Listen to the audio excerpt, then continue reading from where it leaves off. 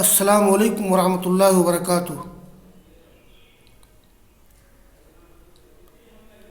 عزیز طلبہ،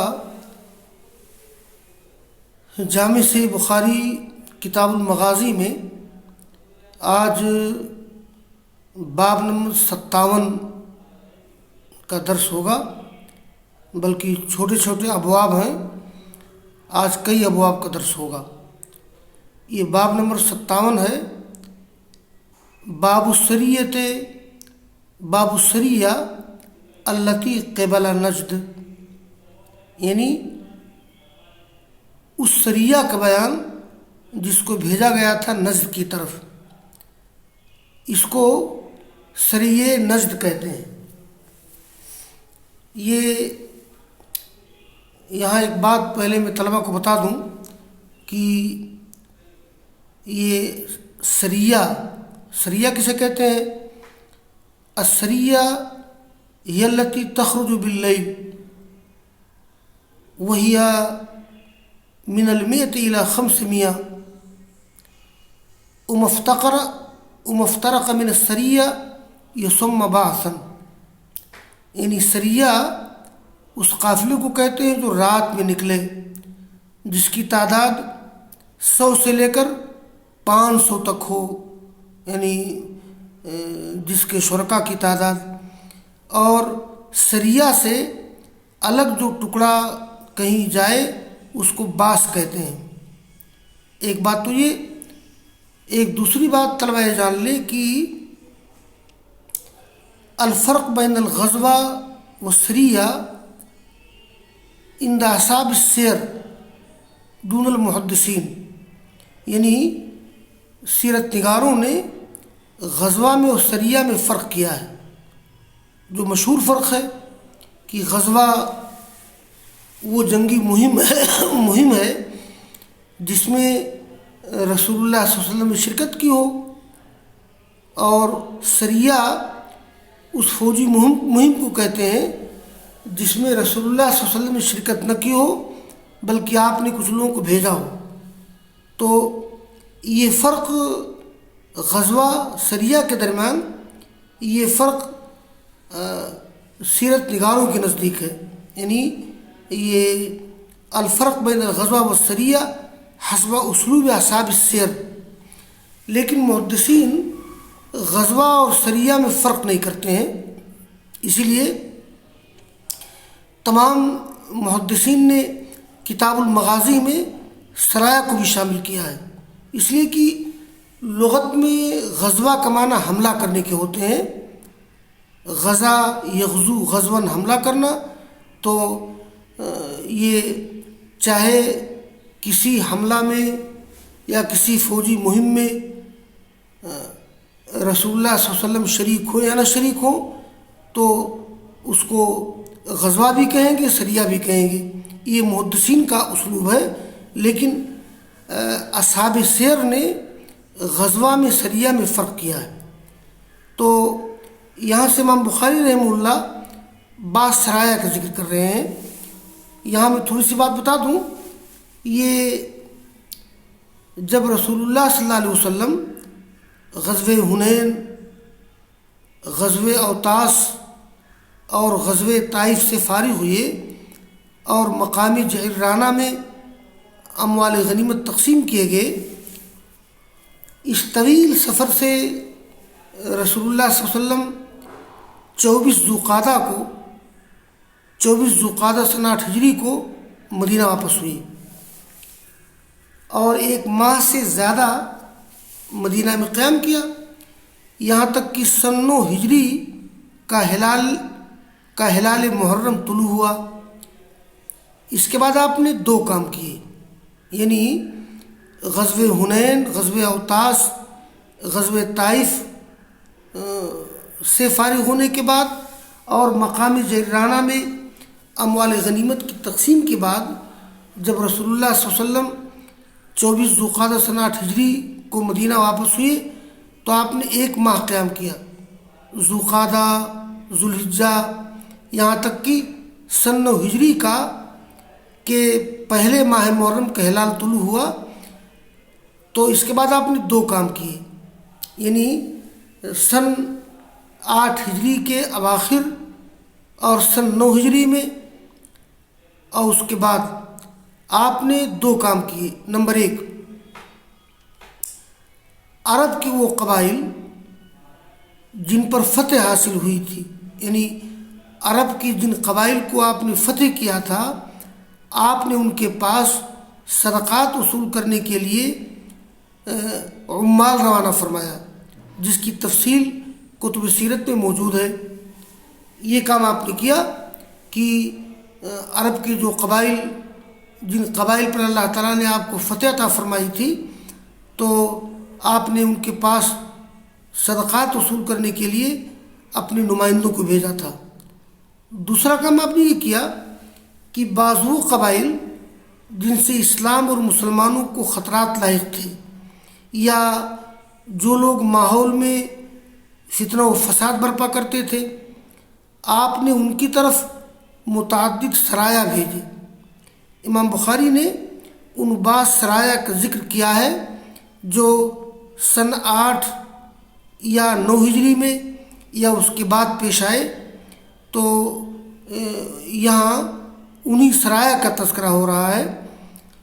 تو یہ جو باب نمبر 57 ہے، باب السریہ التی قبل نجد، یعنی وہ سریہ جس کو آپ نے بھیجا تھا نجد کی طرف، اس کا نام ہے سریہ نجد۔ یہ واقعہ کب پیش آیا؟ تو یہ ابن سعد کہتے ہیں یہ شعبان سن 8 ہجری کا واقعہ ہے، اور ایک دوسرا قول یہ ہے کہ یہ ماہ رمضان میں پیش آیا ہے، اور ایک قول یہ ہے کہ یہ غزوہ طائف کے بعد پیش آیا ہے۔ اور اس سریہ کے امیر تھے ابو قتادہ رضی اللہ تعالیٰ عنہ، اور اس سریہ میں یہ 25 افراد شامل تھے، اور ان لوگوں نے مال غنیمت حاصل کیا قبیلہ غطفان سے محارب کی زمین میں۔ یہ 200 اونٹ اور 2000 بکریاں، تو یہ معاملہ اس میں ہوا تھا۔ تو دیکھیے، قال الامام بخاری رحمہ اللہ حدثنا ابو النعمان قال حدثنا حماد قال حدثنا ایوب عن نافع عن ابن عمر رضی اللہ عنہما قال بعث النبی صلی اللہ علیہ وسلم سریۃ قبل نجد فکنت فیہا۔ ابن عمر کہتے ہیں کہ رسول اللہ صلی اللہ علیہ وسلم نے ایک سریہ بھیجا تھا نجد کی طرف، میں بھی اس میں تھا۔ ابن عمر کہتے ہیں فبلغت سہامنا 12 بعیرا انفلنا بعیرا بعیرا، تو ہمارے حصے پہنچ گئے 12 اونٹ تک، اور ہم کو ایک ایک اونٹ زائد دیا گیا۔ نفلنا بعیرا بعیرا ای اعطینا نفلا، یعنی ہم کو زائد دیا گیا۔ فرجانا، اس طرح ہم لوٹے 13 اونٹ لے کر کے۔ یہ تذکرہ ہوا سریہ نجد کا۔ آگے دیکھیے، یہ باب نمبر 58 ہے، باب بعث النبی صلی اللہ علیہ وسلم خالد بن الولید الی بنی جزیمہ فی شوال سنۃ 8۔ قال الامام بخاری رحمہ اللہ حدثنی محمود قال حدثنا عبد الرزاق قال اخبرنا معمر وحدثني نعيم اخبرنا عبد الله قال اخبرنا معمر عن الزہری۔ یہ یہاں تحویل ہے، یہ محدثین جہاں بیچ میں جہاں سند کے درمیان کچھ تبدیلی ہوتی ہے تو اس کی طرف اشارہ کرنے کے لیے لفظ ہا استعمال کرتے ہیں۔ حدثنی محمود قال حدثنا عبد الرزاق قال اخبرنا معمر، تو یہ معمر سے اوپر سند 1 سند 2 ہے۔ امام بخاری کے استاد محمود، ان کے استاد عبد الرزاق، ان کے استاد معمر، اور دوسری سند میں امام بخاری کے استاد نعیم، ان کے استاد عبداللہ، پھر ان کے استاد معمر، اور معمر کے نیچے سند ایک ہے۔ تو معمر روایت کرتے ابن شہاب زہری سے، وہ سالم سے، اور سالم اپنے باپ سے روایت کرتے ہیں، سالم بن عبداللہ۔ وہ کہتے ہیں بعث النبی خالد بن الولید الی بنی جزیمۃ فدعوهم من الاسلام فلم يحسنوا ان يقولوا اسلمنا فجعلوا يقولون سبعنا سبعنا فجعل خالد يقتل منهم ويأسر ودفع الى كل رجل منا اسيره حتى اذا كان يوم امر خالد ان يقتل كل رجل منا اسيره فقلت والله لا اقتل اسيري ولا يقتل رجل من اصحابي اسيره حتى قدمنا على النبي صلى الله عليه وسلم فذكرناه فرفع النبي صلى الله عليه وسلم يديه فقال اللهم اني ابرأ اليك مما صنع خالد مرتين۔ یہ جو سریہ ہے، یہ سریہ خالد بن ولید کے نام سے مشہور ہے، اور یہ سریہ آپ نے بھیجا تھا قبیلے بنو جزیمہ کی طرف، اور شوال سنہ 8 ہجری میں، اور یہ جو ہے فتح مکہ کے بعد کا واقعہ ہے۔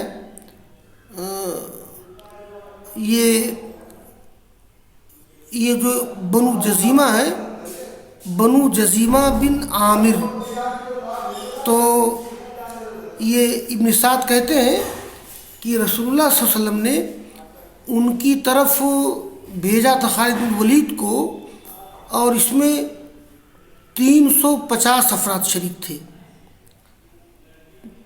کچھ مہاجرین کچھ انصار، یعنی 350 لوگوں کو آپ نے بھیجا تھا قبیلے بنو جزیمہ کی طرف، اور اس کا ذمہ دار یا قائد بنایا تھا خالد بن ولید کو۔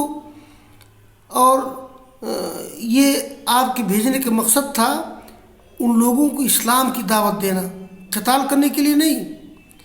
آپ نے قبیلے بنو جزیمہ کی طرف بھیجا تھا خالد بن ولید کو 350 افراد کے ساتھ۔ مقصد کیا تھا کہ خالد ان کو اسلام کی دعوت دے، قتال کرنے کے لیے نہیں۔ لیکن کچھ معاملہ ایسا ہو گیا، جیسا کہ روایت میں ہے کہ جب ان کو اسلام کی دعوت دی تو انہوں نے بجائے یہ کہنے کی کہ اسلمنا، ہم مسلمان ہو گئے، انہوں نے کیا کہا؟ سبعنا سبعنا۔ یہ جو ان لوگوں نے سبعنا کہا، اصل میں ایسا ہے کہ یہ عربوں میں جو لوگ مسلمان ہو جاتے تھے تو مکہ کے مشرکین کیا کہتے تھے؟ وہ صابی ہو گیا، بد مذہب ہو گیا۔ تو ان لوگوں نے دراصل یہ صحیح مسلمان ہونا مراد لیا تھا، لیکن وہ لوگ اسلمنا نہیں کہہ سکے، بلکہ جیسا کہ قریش کے لوگ ہر اس شخص کو جو مسلمان ہوتا تھا کیا کہتے تھے؟ سبا، یعنی وہ بد دین ہو گیا۔ تو یہ لفظ اتنا مشہور ہوا کہ اسی لیے جب ثمامہ بن وصال مسلمان ہوئی اور مکہ آئے عمرہ کرنے کے لیے، لوگوں نے کیا کہا؟ سبا تھا، تم بد دین ہو گئے ہو؟ کہا نہیں، بل اسلم، تو میں مسلمان ہو گیا ہوں۔ تو بہرحال یہ جو سالم روایت کرتے ہیں اپنے باپ عبداللہ سے کہ اللہ کے رسول نے بھیجا خالد بن ولید کو قبیلے بنو جزیمہ کی طرف، تو انہوں نے ان کو اسلام کی دعوت دی۔ فلم یحسنوا ان یقولوا، وہ صحیح طور پر نہیں کہہ سکے اسلمنا، بلکہ کیا کہنے لگے؟ سبعنا سبعنا۔ حالانکہ ان کا کیا مقصد تھا؟ یعنی رجعنا من دیننا الی دین الاسلام، ہم اپنے دین سے لوٹ کر دین اسلام میں داخل ہو گئے ہیں۔ تو ان لوگوں نے سبعنا سے مراد کیا لیا؟ اسلمنا مراد لے لیا ہے۔ لیکن خالد بن ولید رضی اللہ تعالیٰ عنہ کو یہ بات سمجھ میں نہیں آئی، انہوں نے سوچا کہ یہ صحیح طور پر مسلمان نہیں ہو رہے ہیں، تو ان کو اصل میں اسلمنا کہنا چاہیے، اسلمنا نہ کہہ کر کے ان لوگوں نے سبانا سبانا کہا۔ تو اور چونکہ یہ لفظ یہ عربوں میں مشہور بھی تھا، کوئی شخص اگر آبائی دین کو چھوڑ کر کے مسلمان ہو جاتا تھا، یہ کہتے تھے کہ وہ سابی ہو گیا ہے۔ تو اسی لب و لہجے میں ان لوگوں نے کہا کہ سبانا سبانا۔ تو خالد رضی اللہ تعالیٰ عنہ ان میں سے بعض کو قتل کرنے لگے، بعض کو قیدی بنانے لگے، اور انہوں نے ابن عمر کہتے ہیں، عبداللہ بن عمر، کہ انہوں نے ہم میں سے ہر شخص کو ایک ایک قیدی دیا، یہاں تک کہ جب ایک دن ہوا تو خالد نے حکم دیا کہ ہر شخص اپنے قیدی کو قتل کر دے۔ تو عبداللہ بن عمر کہتے ہیں کہ میں نے کہا کہ واللہ لا اقتل اسیری، میں اپنے قیدی کو قتل نہیں کروں گا، ولا یقتل رجل من اصحابی اسیرہ، اور ہمارے ساتھیوں میں سے کوئی شخص بھی اپنے قیدی کو قتل نہیں کرے گا۔ یہ معاملہ ہوا تو عبداللہ بن عمر کہتے ہیں کہ یہاں تک کہ ہم پہنچے اللہ کے رسول کے پاس اور یہ پورا معاملہ ذکر کیا کہ قبیلے بنو جذیمہ کے لوگوں کو اسلام کی دعوت دی گئی، تو وہ صحیح طور پر اسلام کی اظہار نہیں کر سکے، بلکہ انہوں نے سبانا سبانا کہا۔ تو خالد بن ولید نے کچھ لوگوں کو قتل کر دیا اور کچھ لوگوں کو قیدی بنا دیا ہے، ہمارے حوالہ کر دیا ہے۔ تو رسول اللہ صلی اللہ علیہ وسلم کو بڑا افسوس ہوا۔ رسول اللہ صلی اللہ علیہ وسلم نے اپنے ہاتھ اٹھائے اور کہا کہ اللہم انی ابرؤ الیک مما صنع خالد، اے اللہ میں اظہار برات کرتا ہوں تیری طرف اس کام سے جو خالد نے کیا۔ آپ نے یہ جملہ 2 مرتبہ کہا۔ تو خلاصہ یہ ہے کہ قبیلے بنو جذیمہ کی طرف رسول اللہ صلی اللہ علیہ وسلم نے بھیجا تھا خالد بن ولید کو، اور مقصد یہ تھا کہ وہ ان کو اسلام کی دعوت دے۔ تو ان لوگوں نے بجائے یہ کہ اسلمنا کہیں سبانا کہہ دیا، تو خالد بن ولید نے یہ سمجھا کہ یہ لوگ صحیح طور پر مسلمان نہیں ہوئے ہیں، تو کچھ کو قتل کر دیا اور کچھ کو قیدی بنا لیا۔ اور جب رسول اللہ صلی اللہ علیہ وسلم کو اس کا علم ہوا تو آپ نے بڑے افسوس کا اظہار کیا اور کہا کہ اے اللہ جو خالد نے کیا ہے میں اظہار برات کرتا ہوں۔ 2 مرتبہ آپ نے جملہ استعمال کیا۔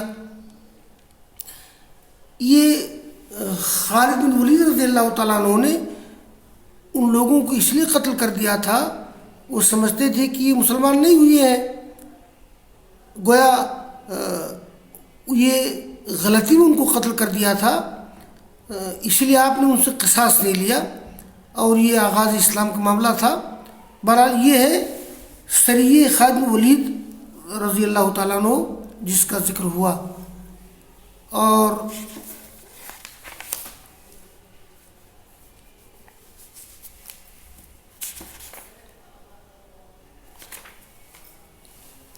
یہ آگے ایک سریہ اور ہے، یہ باب سریت عبداللہ بن حذافہ السہمی وعلقمۃ بن مجزز المدلجی ویقال انہا سریت الانصاری۔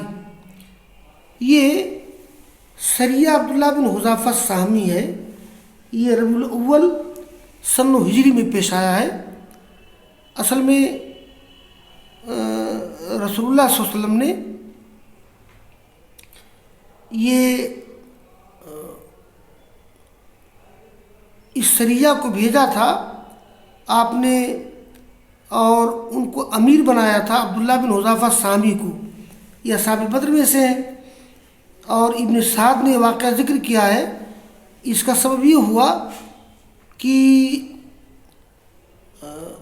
رسول اللہ صلی اللہ علیہ وسلم کو خبر پہنچی کہ کچھ لوگ یہ حبشہ میں سے یہ ایک جگہ اکٹھا ہیں، تو آپ نے ان کی طرف علقمہ بن مجزز کو بھیجا ربیع الاخر سن ہجری میں، اور اس میں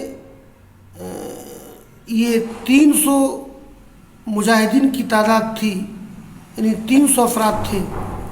اور یہ لوگ پہنچے جب یہ جزیرہ کی طرف اور وہ لوگ بھاگ گئے۔ میں بطور خلاصہ بتا دوں، اس سریہ کے قائد علقمہ تھے یا عبداللہ بن حذافہ سہمی۔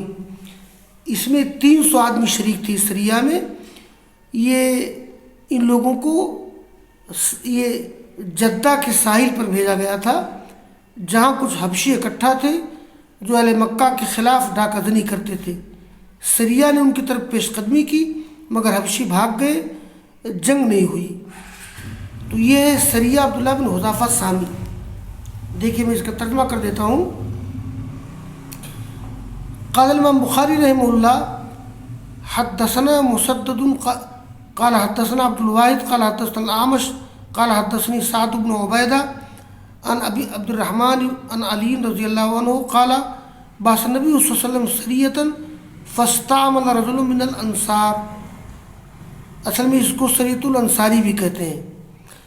رسول اللہ صلی اللہ علیہ وسلم نے ایک سریہ بھیجا اور اس پر عامل یا قائد بنایا انصار کے ایک شخص کو۔ یہ کون ہے؟ علقمہ بن مجزز مدلجی۔ اور ان کو حکم دیا، یہ کتنے آدمی تھے اس میں؟ 300 لوگوں کا قافلہ تھا۔ آپ نے سب کو حکم دیا کہ اپنے قائد کی اطاعت کریں۔ تو علقمہ نے جو سردار تھے انہوں نے سب سے کہا کہ میری اطاعت کرو۔ فغضبا، تو وہ ناراض ہو گئے۔ انہوں نے کہا کہ علیہ امرکم النبی ان تطیعونی، کیا نبی نے حکم نہیں دیا ہے کہ میری اطاعت کرو؟ لوگوں نے کہا کیوں نہیں؟ تو انہوں نے اپنے قافلے کے جذبہ اطاعت کا امتحان لیتے ہوئے ایک بات کہی، کہا کہ سنو، فجمعوا لی حطبا، اکٹھا کرو میرے لیے لکڑیاں۔ اکٹھا کیا لوگوں نے۔ فقالا اوقدوا نارا، آگ جلاؤ۔ لوگوں نے لکڑیوں کو جلایا اور انہوں نے کہا کہ ادخلوہا، تم لوگ آگ میں کود جاؤ۔ یہ علقمہ بن مجزز مدلجی نے جو اپنے ماتحت لوگوں کو کہا تھا کہ آگ میں کود جاؤ، دراصل ان کے جذبہ اطاعت کا امتحان لینا تھا۔ ان کا مقصد آگ میں گدانا نہیں تھا، ان کو آگ میں ڈال دے۔ کہا کہ آگ میں داخل ہو جاؤ۔ تو فقال ادخلوها، یہ فہموا، لوگ انتہائی یہ فہموا وجعل بعضهم يمسك بعضا ويقولون، تو یہ لوگ غمگین ہو گئے یا لوگوں نے ارادہ کیا اور بعض لوگ بعض کو پکڑنے لگے اور یہ کہنے لگے کہ فررنا الی النبی من النار، ہم تو جہنم سے، آگ سے بچ کر اللہ کے رسول کی پناہ ہم نے لی ہے، ہم آگ میں نہیں کودیں گے۔ فما زالوا حتی خمدت النار، لوگ اسی طرح رہے یہاں تک کہ آگ بجھ گئی۔ فسکن غضبہ، تو جو اس کے قائد تھے علقمہ بن مجزز مدلجی، ان کا غصہ بھی ٹھنڈا ہو گیا۔ یہ بات پہنچی اللہ کے رسول کو، تو آپ نے کہا کہ سنو، لو دخلوها ما خرجوا منها الى یوم القیامہ والطاعۃ فی المعروف، اگر لوگ اس آگ میں کود جاتے تو نہیں نکلتے قیامت تک۔ اور آپ نے یہ بھی کہا کہ الطاعۃ فی المعروف، یعنی کسی امیر، کسی قائد کی اطاعت معروف میں ہے، یعنی نیک کام میں ہے، بھلے کام میں ہے، برائی میں کسی کی اطاعت نہیں ہے۔ تو یہ ہے باب و سریت عبداللہ ابن حذافہ سہمی۔ وآخر دعوانا ان الحمد للہ رب العالمین۔